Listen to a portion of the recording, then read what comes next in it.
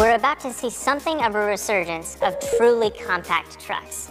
Smaller vehicles that are easier to park and more fuel efficient than their mid-size and full-size counterparts. The Hyundai Santa Cruz is leading the charge, but it's going to be followed very closely behind by this, the 2022 Ford Maverick. With a standard hybrid powertrain that gets up to 40 miles per gallon in the city, or an available EcoBoost that can tow up to 4,000 pounds, it's clear that the Ford Maverick has a few tricks up its sleeve. The Maverick clearly takes some inspiration from the larger F-Series, starting with these standard LED C-clamp headlights and a full-width grille bar up front. It's also reassuringly truck-like, unlike the slightly crossover-y Hyundai Santa Cruz, with a nice upright windshield and a slightly shallow dashboard that reminds me of the Bronco Sport, which is one of my favorite vehicles on the market today. Like the Bronco Sport, it has a perfectly horizontal beltline right here. However, Ford designers gave it a little kink in the sheet metal to recall the window trim of the F-Series pickup.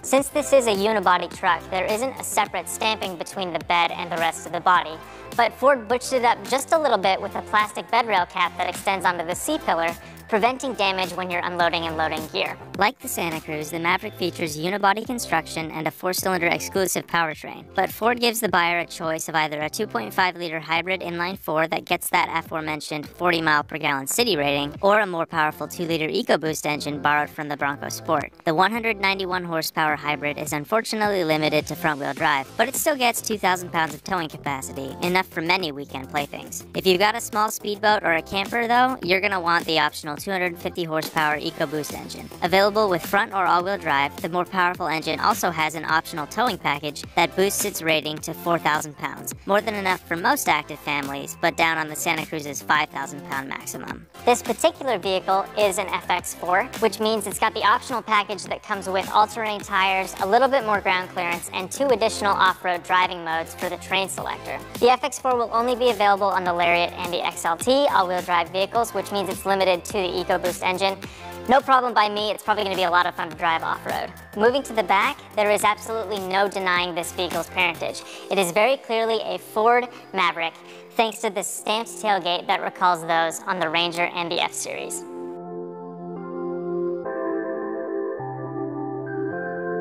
The Maverick's 4.5-foot bed is one of the shorter cargo boxes in the industry, except perhaps the slightly smaller Hyundai Santa Cruz. However, the automaker made sure that you could make the most of the space that's available. For example, they included these clever little slots in the bed that mean you can use 2x4s and 2x6s to segment out exactly how much room you need, which is perfect for someone who goes camping a lot. For example, I really hate putting my muddy tarp in with my clean tent and sleeping bags, and this would be perfect for me.